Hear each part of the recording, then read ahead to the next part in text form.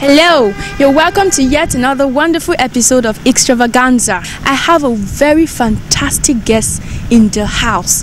Her name is Atilola Moronfolu.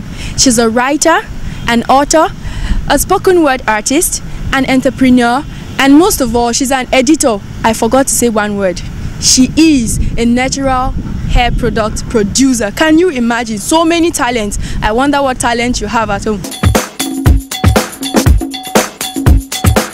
You're welcome to our program. Thank you for having me.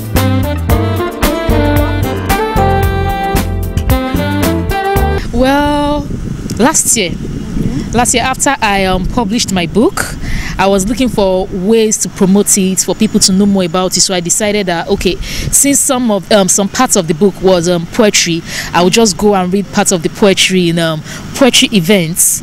I went there and I saw some fantastic bunch of talents doing spoken word, and I vowed never to return again because they were like too good. I was like, when will I get to this level? But after a while, the next month they'll put my name on the posters, trying to use my name to promote the event because I was already a writer, and I had no choice but to return there. But I still didn't develop the talent. I just kept reading, and after a while, my friend Olulu pushed me, said I needed to move from just reading poetry to performing poetry.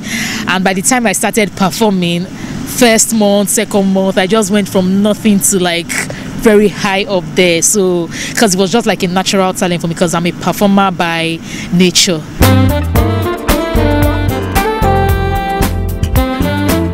Poetry is literary. It's part of the literary part. So if you are literary, I mean, I don't think there will be any problem developing the spoken word parts of you understand, because you write first. When you write, you rehearse your performances and you perform. You have books published, I guess. Yes, I do, 2 books. Okay.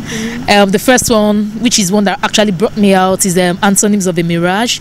Is a combination of poetry, prose and drama of a lady that had a multiple personality disorder, exhibiting different sides of her. So there's the funny part, the bitter part, the sagacious part, the melancholic part, the wise part, and everything.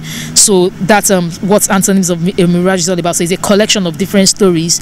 Then there's the second one, which is not hard copy, it's just soft copy, a gentle release.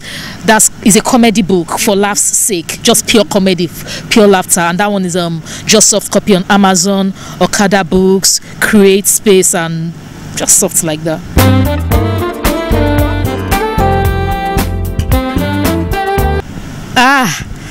I would like to say that I'm a late bloomer. I'm a late bloomer. I discovered my writing talent when I started blogging. Okay, I have a very popular writing blog.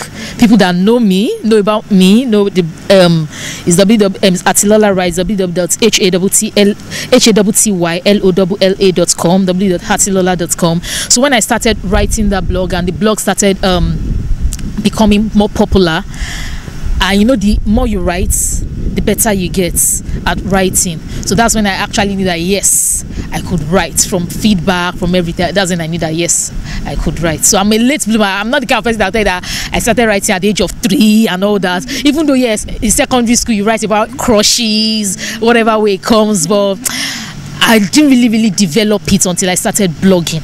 And my blog started in 2009. No, yeah, early 2009. You're very versatile, I must commend.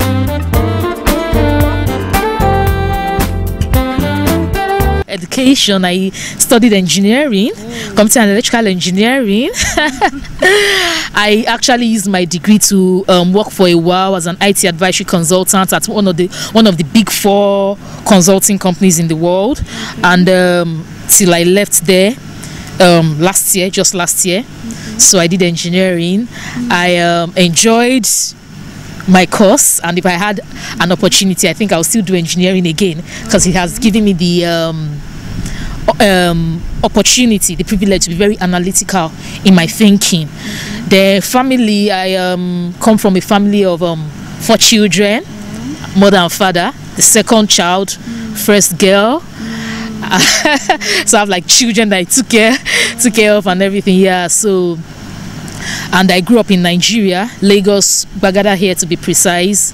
Schooled in Nigeria, University of Lagos, and very close-knit family, loving family. Yeah.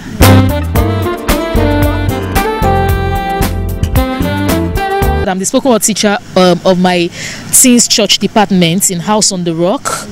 I run periodical classes. It's not a lifetime class. It's a 10 weeks course. At the end of 10 weeks, I know how to get the fire out of you, provided you are also passionate about it. So every 10 weeks, I run the class. It's by batch. So basically, once a set of students graduates, another set come in. So on the average, I'll say I have 15 to 20 students per class. I'm sure my viewers would not want you to go away just like that until you do something for them to hear. Okay, let me do peer pressure. A part of peer pressure, although the sweetest part was at the end, but I'll just do the peer pressure. Is not bad. Hold up before you begin to crucify me like the Pharisees in the days of Jesus had. Give me a chance to explain myself, cause you sure be needing my explanation to assess yourself. Whether like me, you are short and timid as an elf, or you are tall and sturdy like a giant man's shelf. So let me lay the stake again that peer pressure is not one bad devil, but the flip side is that it's not good too. It's as neutral as the judge's anvil. It is just what it is. Peer pressure for the pressurers and the pressurees. So don't go thinking negative when next you hear peer pressure, cause the neutrality of that word will never change no matter its measure. I think I should stop for now.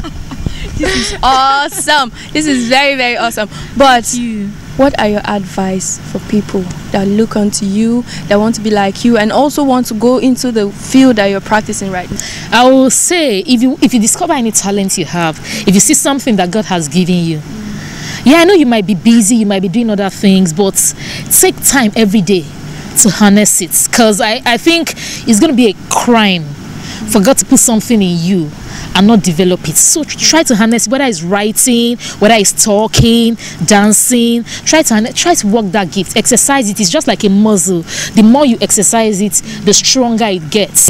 And when people identify you as a master in that thing, you don't need to chase anybody. They will come to your doorstep.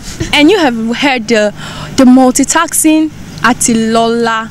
I'm sure you've learned something, if not many things. And that'll be all for today. I remain Angela Lawrence.